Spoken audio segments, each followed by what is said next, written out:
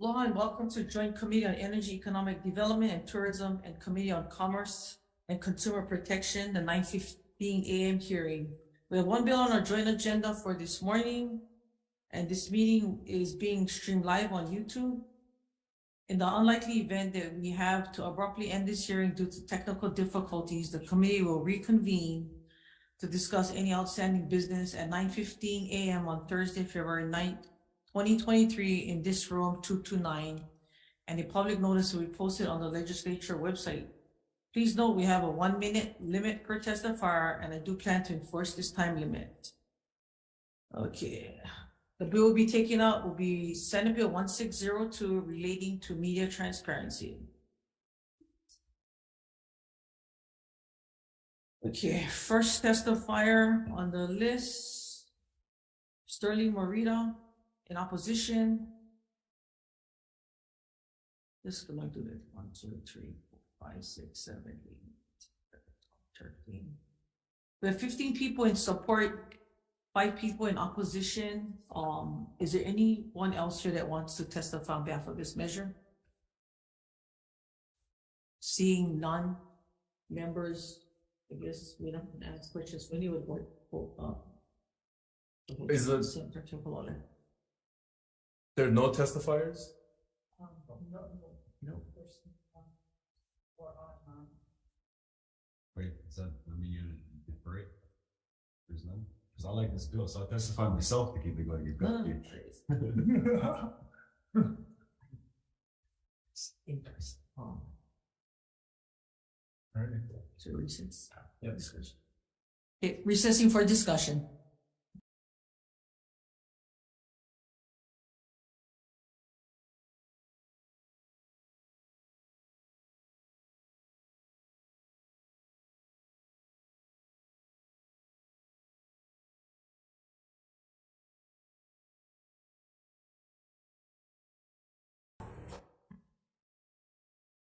Okay, we're going to defer decision making to 9:15 February 9, Thursday, in room 229. Meeting adjourned. Sorry.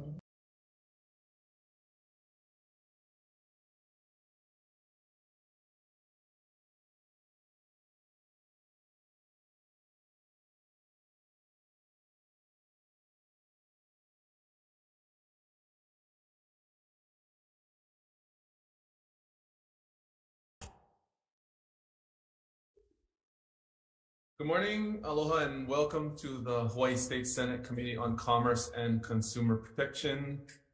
We're here for our 9:15 a.m. February 7th CPN agenda.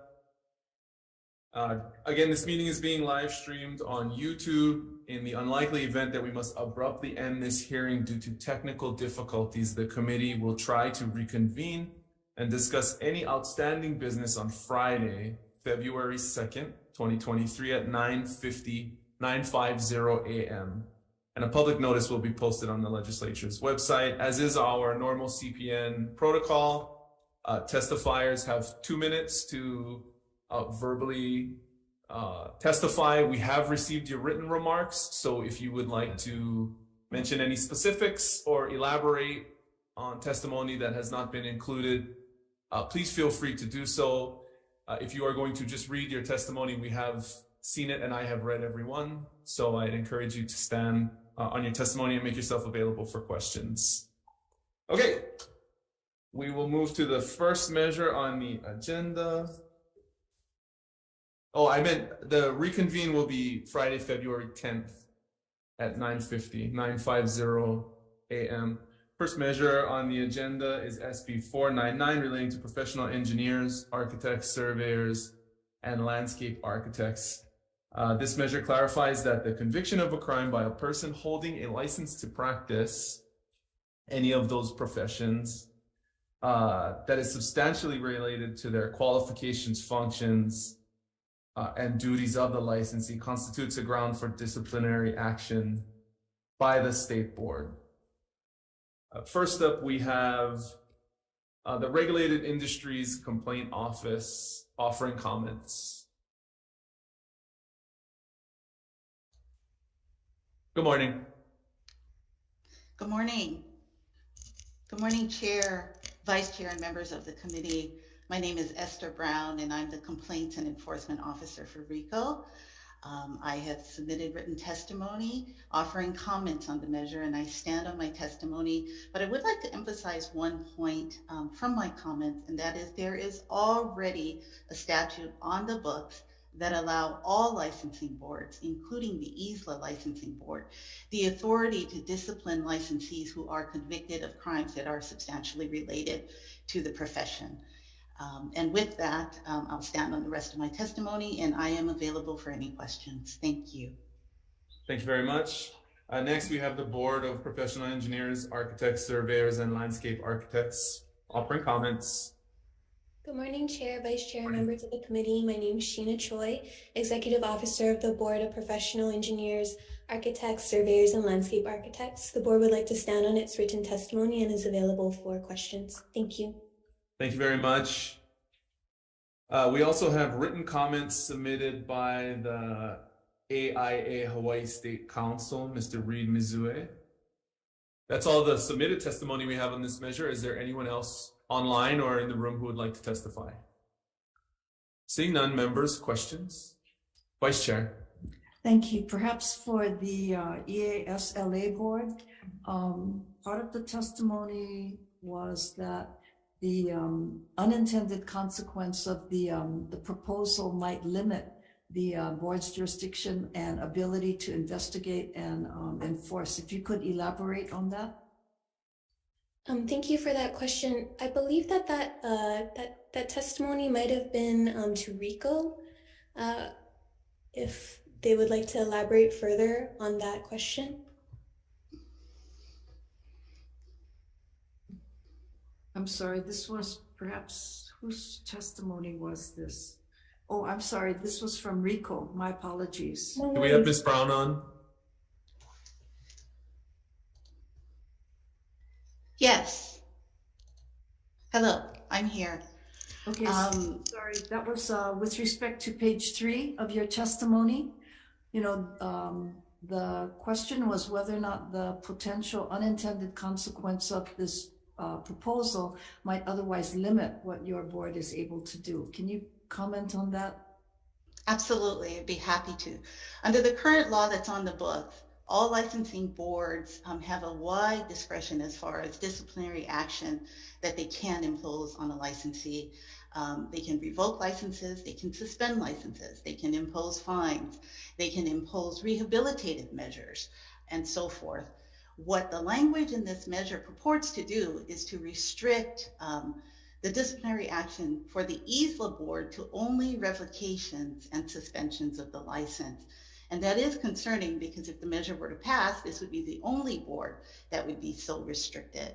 And you may wonder, why would a board want to do something other than revoke or suspend the license for someone who has been convicted of a crime that's related to the profession? Well, there's a very good practice that RICO has done over the years, which is to ensure that the licensee complies with the terms of a criminal judgment, for example. We often incorporate by reference the terms of the criminal judgment so that the board's order can also impose those terms.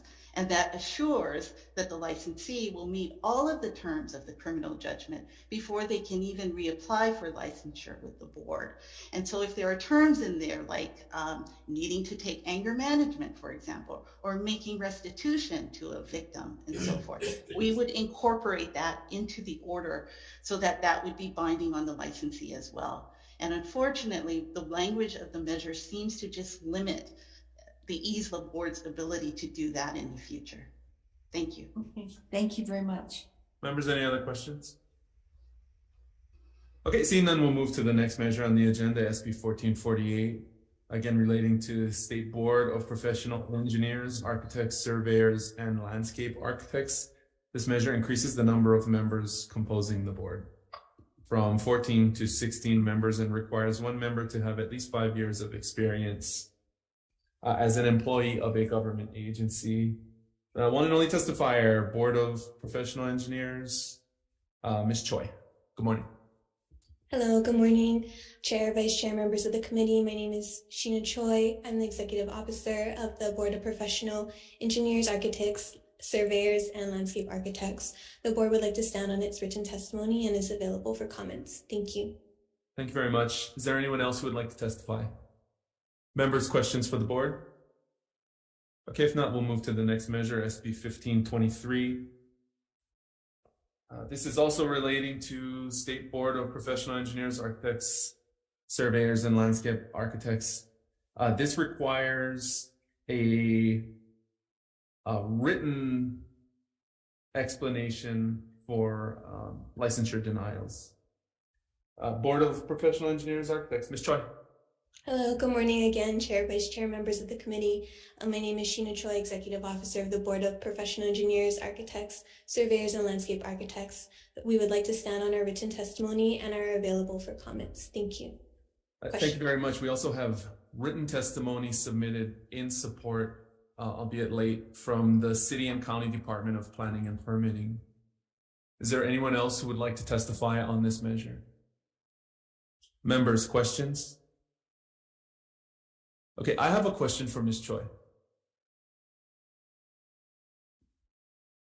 Hello. The submitted letter from the City and County of Honolulu seems to directly contradict your testimony. I apologize. I didn't see the submitted testimony from the Department of Planning and Permitting.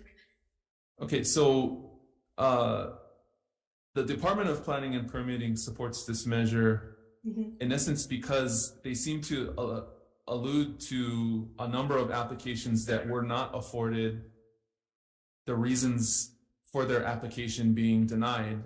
So they are assuming that written denial explanations are not issued as a matter of practice.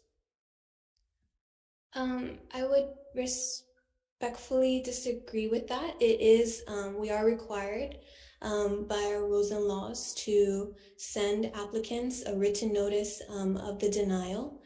So all applicants should receive that from our board. This is in accordance with 436B, Section 9. Okay. All right. Well, it looks like we might need some discussion to clear this up. Senator McKelvey. Thank you. It seems to me that to what level of specificity does your written communication to the potential applicant give them for the license denial? Is it very general and broad, saying here's the written form saying your license has been denied because you do not meet the qualifications, sincerely yours, the board? Or do you have, like, it seems the DPP is intimating that you're not, there should be more specific reasoning so that corrective action or education can be taken by the applicant so they can get a successful application done? Thank you for the question, Senator. I would like to clarify that this denial notice would not be the first one that the applicant would have received. They usually, we send out a deficiency notice at various points in the process of the application review. And at each stage, the applicant is notified what part of their application is deficient and how they might remediate that deficiency. So the final notice of denial would not have been the first notification that they were given, nor would it be the first chance that they had to make corrective action to make their application complete for the board to successfully review. And you all do the qualification. So also do the deficiency communication in writing, though, to the applicant, correct? Yeah, that is also in writing by email or by written mail, depending on the address that they give on their application. Okay, well, the plot thickens, Chair. Thank you very much. Appreciate it. Thank you for members, any other questions? Okay, thank you. Seeing none, we'll move on to the next measure on the agenda, SB 709, relating to an income tax credit. This establishes a non-refundable individual income tax credit for expenses paid to retrofit a residence with wind-resistant devices. First up, we have the DCCA Insurance Division offering comments. Hello, Chair, Vice Good morning. Chair, members of the committee. My name is Jerry Bump. I'm a program specialist within the Insurance Division. You have our written testimony. I did just want to highlight that although we support the intent of this measure to encourage consumers to install these devices on their homes, the insurance division itself lacks staff with the appropriate expertise to carry out the duties that are being assigned to it in this bill. With that, thank you for the opportunity to testify, and I'm available for any questions you may have. Thank you very much. Next, we have Department of Taxation offering comments. Good morning. Good morning. Good morning, Chair, Vice Chair, committee members. My name is Brian Davidson. I work for the Department of Taxation. I'm here to say that we stand on our testimony, and I am available for any questions that you may have. Thank you very much. Next, we have the Hawaii Emergency Management Agency offering comments.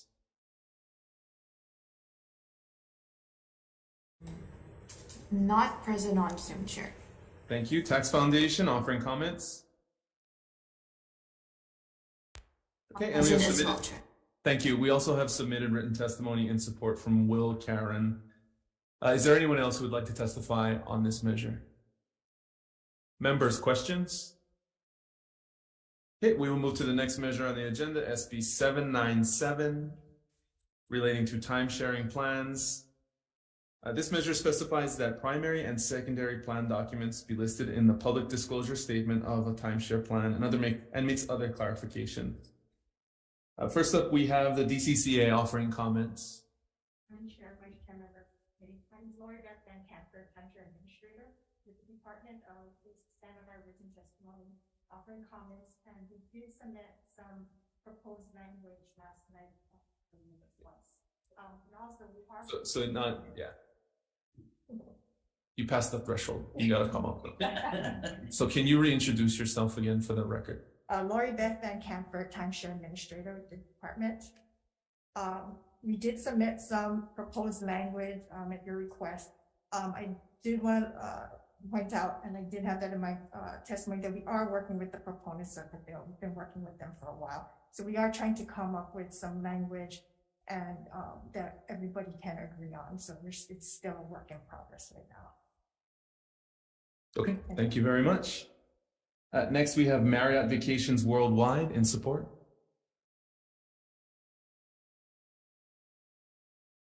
Okay. We also have written testimony in support from ARDA Hawaii. Multiple pieces of testimony, and also late testimony in support from Hilton Grand Vacations. Is there anyone else who would like to testify on this? Thanks, Chair. Mike Yosua. Good morning. I just got a email that some folks are having trouble logging in, but we represent Marriott Vacation Worldwide and just stand in support of this bill. Okay, thank you very much. Is there anyone else who would like to testify? Hello? Yes. This is Charles Pear. I'm Legislative Counsel for ARDA Hawaii. Hello, good morning, Mr. Pear. Is your video able to be enabled? Okay, we have you now. Please proceed. Thank you. We are on SB 797, taking testimony. I never read it, but there I am. I actually worked on the original legislation establishing the Timeshare Act back in 1978. And if you have questions about how we got started with this and how we got to here, I would be happy to answer them. Thank you very much. And we do have your written testimony in support. IT, do we have anyone else trying to log on? We have Justin, but no one on the waiting room, Chair. Okay. Is this Justin Vermuth? Did I pronounce that right? Vermuth. Please proceed. Good morning. Aloha, Chair, Vice Chair, members of the committee. Appreciate the opportunity to speak before you today. I'm here in strong support of this legislation. I'm with the American Resort Development Association. We are the trade association that represents the vacation ownership industry, and happy to make myself available for any questions at the appropriate time. Thank you. Thank you very much. Okay, is there anyone else who would like to testify on this measure? IT, are we okay? No one else on here to chair. Okay, thank you. Members, any questions? All right, seeing none, we'll move to the next measure on the agenda, SB 799. This is also relating to timeshare plans. This measure for timeshare plans that use title holding trusts requires the developer to submit a title report evidencing that the title is vested in the trustee. There are also some other additional clarifications. First up with comments, the DCCA again. Morning, Margaret Van Camper, Timeshare Administrator. I'll be standing on our written testimony and comments. Thank you very much. Marriott Vacations Worldwide. Thank you very much. Again, Mr. Pear in support. I guess I'm muted. Do we have you? Getting used to this, I apologize. That's okay. I'm in support. If you need more detail on it, I'm happy to answer questions, but I don't want to burden you with unnecessary information. Thank you very much. Next, again, we have Mr. Vermuth in support.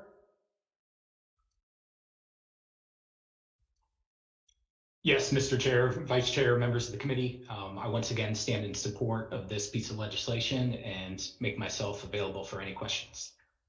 Thank you very much. And again, submitting written testimony in support, Hilton Grand Vacations. Is there anyone else online or in the room that would like to testify? Members, any questions? Okay, thank you very much. We will move on to the next measure, which is SB 1131, relating to timeshare plans. This amends the definitions of timeshare interest and timeshare plan in state timeshare planning, state timesharing plan law for the purpose of subjecting any fractional ownership plan for a joint home ownership limited liability company or other entity to the law. In support, we have Tamara Paulton submitting written remarks. Is there anyone else who would like to testify on this measure? Mr. Barrett, please proceed. Yes, just a quick comment. I reviewed this sort of late in the game. We don't want to, I would suggest you say including but not limited to this, this structure that they're referencing, so that we don't get into issues about whether that's the only way that you have time sharing is this one particular structure. It's kind of a small point, but we don't want to go there. We want to make it simple. Okay, so noted. Thank you very much. I will make sure that we also have the clerk register your comments in the hearing for the record. Any other testifiers on this measure? Okay, seeing none, members, any questions? Okay, Mr. Pear, if we have you, seeing as how we're done on this measure, before we move on, I would like to move back to SB. Let me see. I believe it is 797. I do have a question. I'm available. Okay. Thank you, Mr. Pear. So we did receive some concern in the testimony over the reference to direct owner in section 1 of the bill. Direct owner is not a term defined in the statute. Can you comment on this? Seems to be a novel reference that we are creating in this measure. Yes, I think that's a really good point. SB 779, which is essentially a nearly identical bill, actually is a bit better laid out. And it, instead of saying direct owner, it says an undivided interest in a, I guess, unit or whatever piece of property, which is a much better statement, because that is in fact legally what the consumer would be having, is some kind of undivided interest in a condominium unit or in a project as a whole. So I'd suggest that you consider substituting that language. And structurally also, that 779 puts the definitions in the definitions portion of the act, instead of in this particular area. And I think that's probably a good idea. Okay, great. Thank you very much. Thank you Okay, for asking. so we'll move to the next, thank you for that. We'll move to the next measure on the agenda, which is SB 1326. This provides amendments to external review procedures to improve consistency with the National Association of Insurance Commissioners Uniform Health Carrier External Review Model Act. Just made trouble there with the transcribers. It also requires mandated services for mammography, at least as favorably as coverage for other radiological examinations. DCCA Insurance Division in support. Yes, aloha, Chair, Vice Chair, members of the committee. My name is Jerry Pope. I'm a program specialist with the Insurance Division, testifying on behalf of Commissioner Ito. We'll stand on our written testimony and be available for any questions you may have. Thank you very much. We also have Hawaii women lawyers submitting late testimony in support. IT, do we have them? Not present, Chair. Thank you. Is there anyone else who would like to testify in this measure? Okay, members, any questions? Okay, moving right along, SB 1327 relating to the use of electronic filing by the Public Utilities Commission. This authorizes the PUC to use e-filing processes, including e-service of documents, to conform with provisions of chapters 269, 271, and 271G. Young Brothers in support. Oh, good morning. Good morning, Chair, Vice Chair, and members of the committee. Chris Nakagawa, on behalf of Young Brothers, we strongly support this bill. Stand on written testimony, available for any questions. Thank you. Thank you very much. Next up, we have the PUC, Mr. Asuncion. Good morning. Good morning, Chair, Vice Chair, members of the committee. Leo Asuncion, Chairperson of the Public Utilities Commission. We'll stand on our written testimony in strong support of the measure and make ourselves available for any questions that the committee may have. Thank you very much, Leo. Next, we have the Division of Consumer Advocacy in support.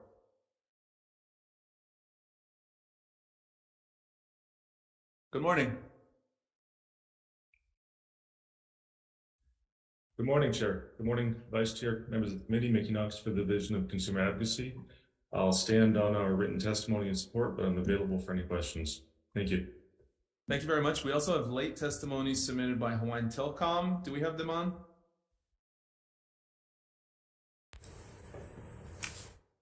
I'm present on Zoom, Chair. And that is testimony in support again. Oh, okay. Okay. Do we have any other testimony on this measure, SB 1327? Okay, members' questions. All right, I have a question for the PUC. Yes, Chair. Yeah, hi, Leo. It looks like the amendments in this bill are not consistent throughout the sections, and I'm wondering why. Yeah, because I believe last session with Act 72, actually in 2021, right, it revised certain sections. And so this is the housekeeping bill to make everything all consistent now, as far as the statutes that are under the PUC. Okay. Okay, thank you very much. Any other questions? All right, we're gonna move backwards because I skipped a bill. Please excuse me. This is SB 930 relating to residential landlord-tenant code.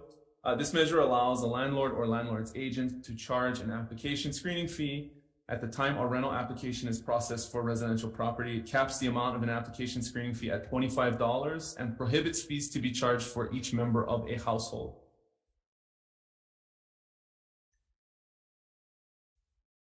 First up, we have the Hawaii Realtors with comments. Good morning.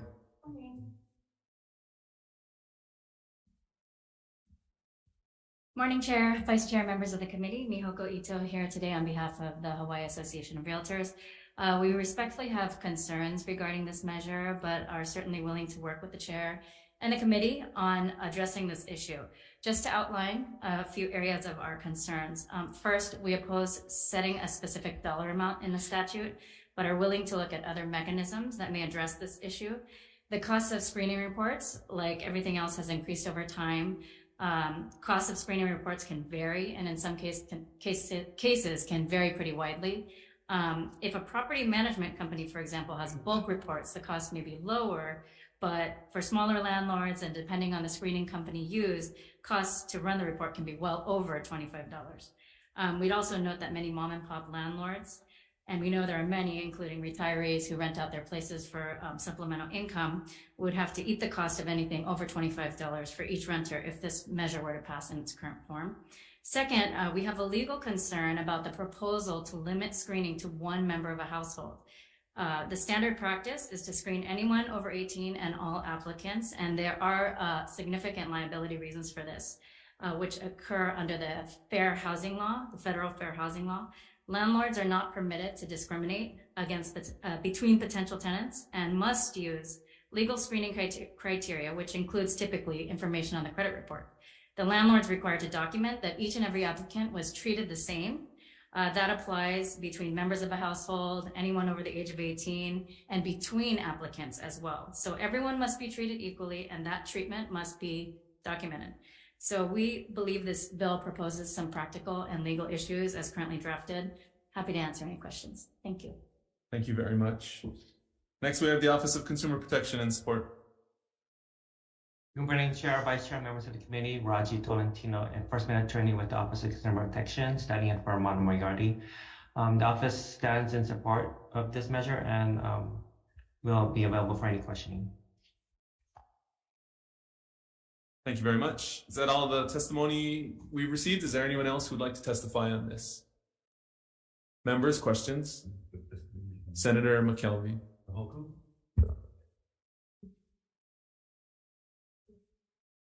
No, one of the things that caught me in your testimony was the FHA about, income determination, but don't you think it's a little unfair that, as the bill points out, that a screening fee is charged to children, minors who are not encompassed under, they don't have a credit score, they don't have any income eligibility. Why should landlords be allowed to charge to do screening for each member of a household when those members of the household include minors? We're not asking for this to include minors, actually. To be clear, the standard practice is to apply the screening fee requirement to anybody over 18. Okay. And that screening fee, and it's because that screening fee involves identity verification, credit history, criminal background check, and eviction history. Okay, so thank you for that. And then the mom and pop issue, if the committee, if the chair were to move the measure forward, do you think that there would be a requirement that if it actually costs the landlord more than $25, that they could charge that upon proof of receipt of the cost to the prospective tenants? Well, I think that one of the considerations here is what makes it easiest for this transaction to go sort of smoothly, and in some cases there are many applicants, as you noted. So I think we'd be open to ideas for how to, for example, there was a bill last year that talked about refunding if the cost is in excess of what the actual credit report actually cost. Mm-hmm. And we'd be open to a proposal somewhat along those lines. But setting the number in the statute is really the problem. Well, it'd be $25, or if it costs more, you could charge more, but you'd have to provide the tenant with the receipt of the actual cost. So you don't have padding going on. So you don't have, for instance, setting it $200, it's costing them $100 to actually do it. Right. You see what I'm saying? Yeah, no, I understand that. And I think we're sort of aligned on the principle that the actual cost is what should be focused on. Okay. No, thank you, Chair. Yeah, thank you. Thank you. Members, any other questions? Okay, seeing none, we will move back to the regular schedule, which I believe is SB 1577, related to the Department of Commerce and Consumer Affairs. This requires the DCCA to make all business registration applications available online. It requires all applications to contain certain contact information. Chamber of Commerce in support. Okay, DCCA offering comments.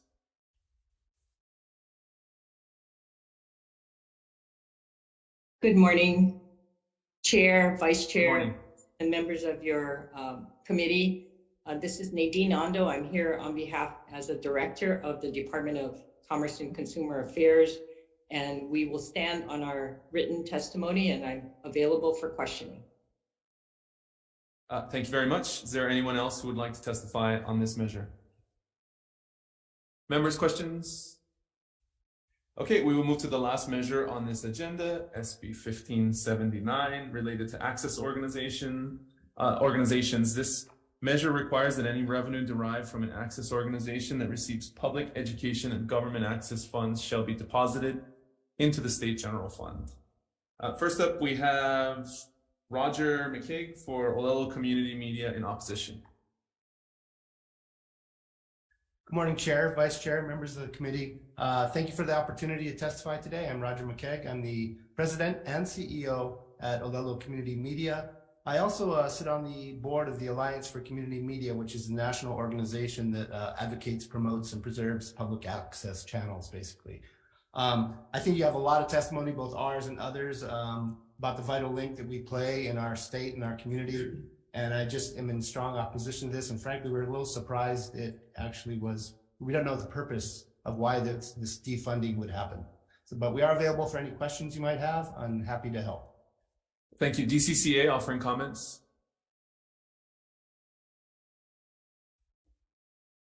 Good morning. Morning. Good morning, Chair, Vice Chair, members of the committee. My name is Jamie Hsu. I'm the Acting Cable Television Administrator. We stand on our written comments and are available for any questions. Thank you very much. Let me see. Hawaii Department of Education in opposition.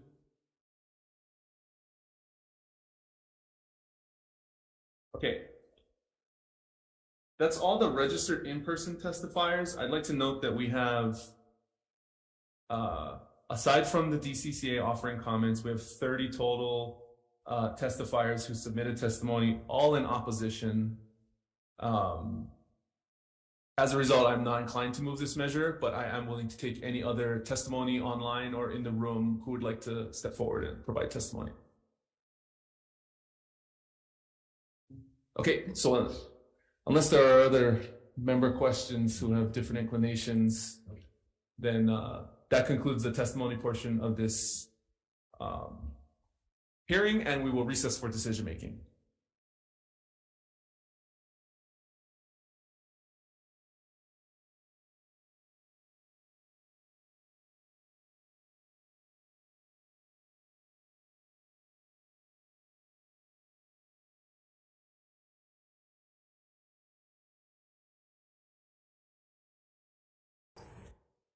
Okay, we're back for this Commerce and Consumer Protection Committee decision making on our 9:15 a.m. February 7th agenda on a number of bills. The first measure is SB 499 relating to the Board of Professional Engineers, Architects, and Surveyors. I appreciate the discussion we had on this one. The recommendation is to defer this measure and the next measure, SB 1448, again, relating to the composition of the State Board of Professional Engineers, Architects, and Surveyors.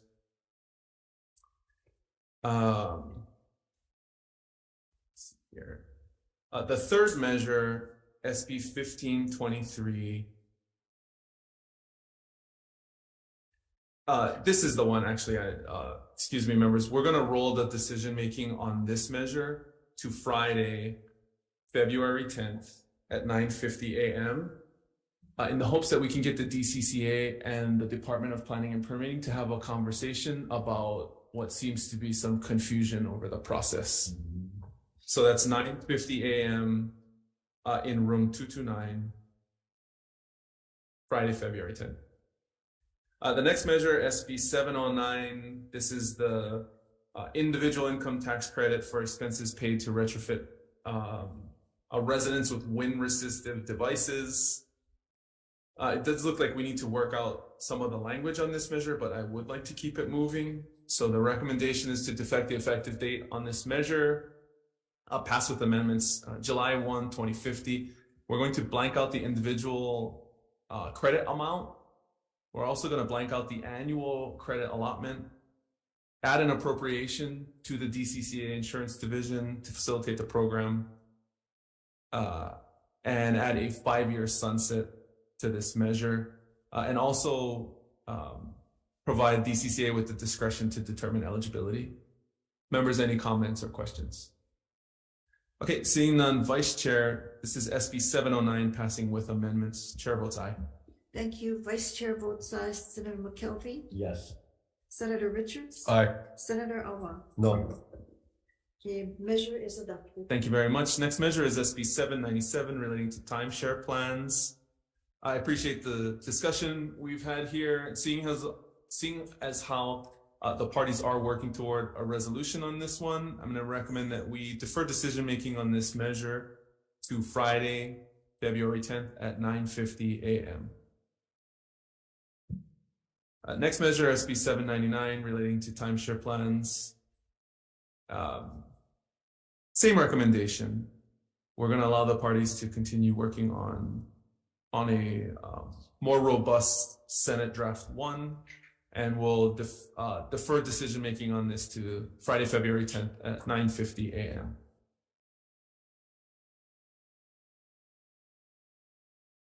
Same recommendation for SB 1131.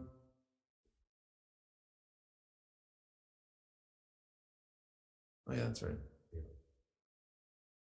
Pardon me. For this one, we're going to move out with a defective effective date of July 1, 2050.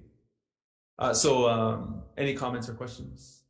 Members voting on SB 1131 passing with amendments. Chair votes aye. Thank you. Vice Chair votes aye. Senator McKelvey? Yes. Senator Richards? Aye. Senator Awa? Aye. Thank you. Measure is adopted. Thank you very much. Next measure, SB 930. This is relating to the Residential Landlord Tenant Code. The recommendation here is to blank out the application cap amount so that we can keep this measure moving and have a discussion about what is appropriate to set in statute. And also remove the Section B language capping the application fee at one applicant per application. We're also going to defect the effective date on this measure to July 1, 2050. Members, any comments or questions? Okay, seeing none, Vice Chair, SB 930 passing with amendments. Chair votes aye. Thank you, Chair. Vice Chair votes aye. Senator McKelvey? Yes. Senator Richards? Aye. Senator Awa? Aye. Thank you. Measure is adopted. Thank you very much. Next measure is SB 1326. This is relating to mammograms. The recommendation is to pass this measure out with amendments. We're going to defect the effective date to July 1, 2050. There are also some technical, non-substantive amendments. Members, any questions or comments?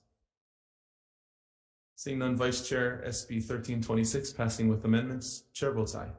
Thank you. Vice Chair votes aye. Senator McKelvey? Yes. Senator Richards? Aye. Senator Awa? Aye. Thank you. Measure is adopted. Thank you very much. Next measure, SB 1327. This is relating to the PUC's electronic filing process. The recommendation is to pass this measure with amendments. We have some technical, non-substantive amendments, and we'll defect the effective date to July 1, 2050. Questions or comments? Okay, Vice Chair, SB 1327 passing with amendments. Chair votes aye. Vice Chair votes aye. Senator McKelvey? Yes. Senator Richards? Aye. Senator Awa? Aye. Thank you. Measure is adopted. Thank you very much. Next measure, SB 1577. This is relating to the DCCA business registration application process.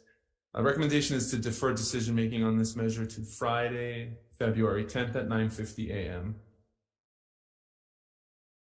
And the final measure, SB 1579, relating to access organizations. As noted earlier, the recommendation here is to defer this measure. Members, any comments or? Okay, seeing none, we are adjourned. Thank you very much.